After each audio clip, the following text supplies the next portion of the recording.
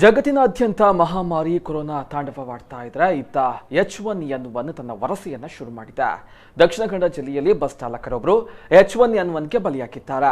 ಕಡಬ ತಾಲೂಕಿನ ನೆಕ್ಲಾಡಿ ಗ್ರಾಮದ ಕುಶಾಲಪ್ಪ ಗೌಡ 20 ದಿನಗಳಿಂದ ತೀವ್ರ ಜ್ವರದಿಂದ ಬಳಲ್ತಾ ಇದ್ರು. ನಂತರ ಮಂಗಳೂರಿನ ದೇರಳಕಟ್ಟೆಯ ಖಾಸಗಿ ಆಸ್ಪತ್ರೆಯಲ್ಲಿ ಅವರಿಗೆ ಚಿಕಿತ್ಸೆಯನ್ನು ನೀಡಲಾಗ್ತಾ ಇತ್ತು. ಆದ್ರೆ ಚಿಕಿತ್ಸೆ ಫಲಕಾರಿಯಾಗದೆ ಅವರು ಸಾವನ್ನಪ್ಪಿದ್ದಾರೆ. ಒಂದೆಡೆ ಜನರು ಕೊರೋನಾ ಭೀತಿಯಲ್ಲಿದ್ರೆ ಇತ್ತ H1N1 ಆತಂಕ ಪ್ರಾರಂಭವಾಗಿದೆ.